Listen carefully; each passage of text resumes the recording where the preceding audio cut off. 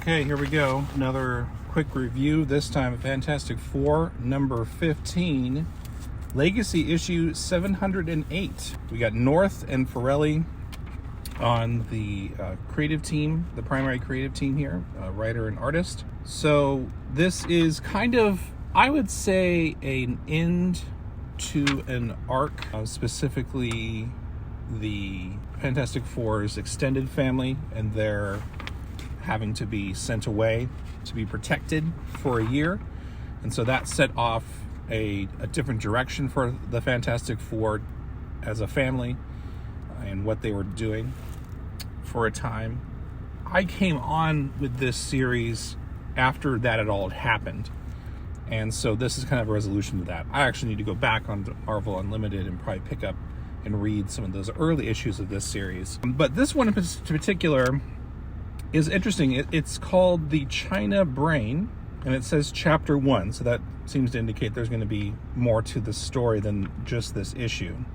A lot of the stories in the Fantastic Four run, this current run, have been mostly self-contained and usually no more than 2 issues to tell a complete story arc, which I really like. It kind of harkens back to older sci-fi series, you know, the one and done, even like the old Star Trek would a lot of times have the episodic, you know, just we're going to have 1 episode, maybe 2 at the most. Some of the storyline is woven throughout though, so you still have some story points that tie through. And of course the big one here is that the Fantastic Four extended family has been gone for a year.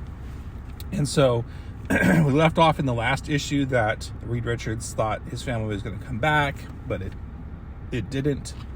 Turns out that there is this basically omnipotent, as far as the Earth is concerned, mind that has developed because of the internet and all of the use of it. It kind of spontaneously created a consciousness. And so I won't go too much into the actual resolution of the story. I will say, needless to say, and it's not too surprising, right? At the end, the Fantastic Four family an extended family is reunited. So there's a nice scene with that. What I do want to mention, though, is how much I enjoyed this story, plot holes and all, because it really, again, harkens back to those old sci-fi shows where you had, again, I think about the Twilight Zone, where you had an idea that was developed within one complete story. And oftentimes, it would be a commentary on social issues.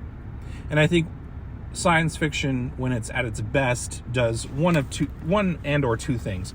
One, it takes what is known as far as scientific advancement and kind of pushes it forward a couple steps and kind of imagines what the future could be like, right? And then sometimes coupled with that, it also then imagines the results of a trend in society and where that could lead.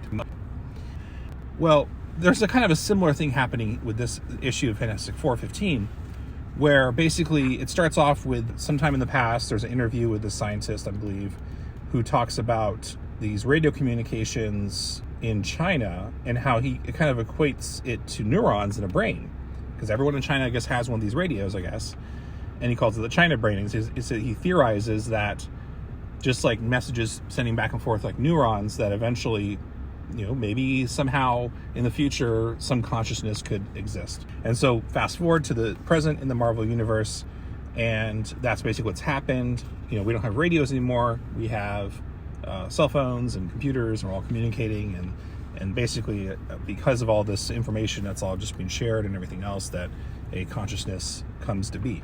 What's interesting in this issue, though, is that the way that this consciousness communicates with Reed Richards and the Fantastic Four is it has this app, it's a game, where it incentivizes players to do things for these in-game currency they call gems, and they're actually asked by the game to speak to the Fantastic Four in behalf of this consciousness.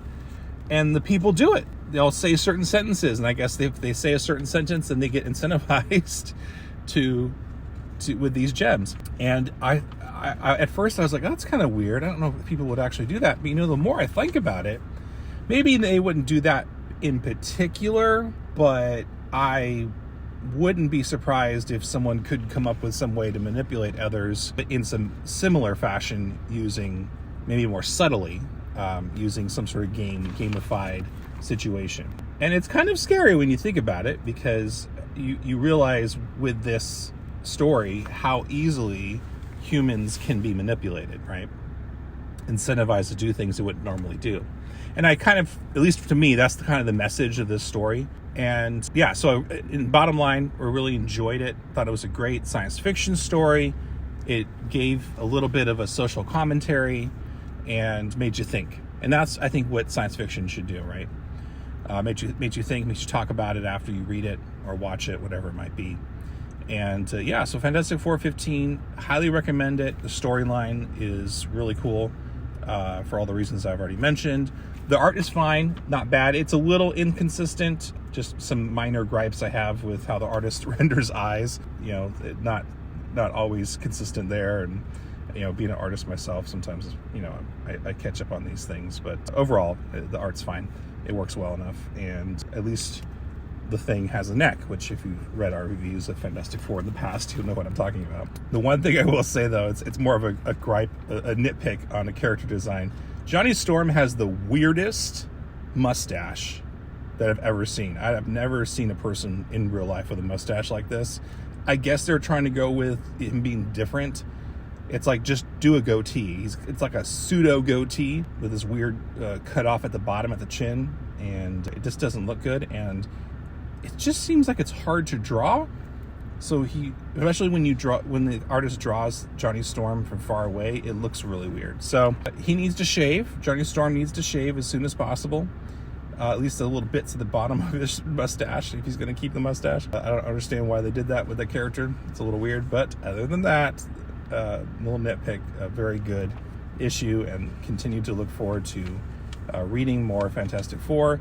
In my opinion, probably my favorite comic book that I'm reading right now, bar none. I've always loved the Fantastic Four, so I'm biased that way, but just this particular run has been really good, really solid, consistent writing.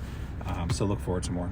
Right, well, that was a quick review of Fantastic Four number 15. I've been Jonathan Towery, and this has been Comic Talk Cafe.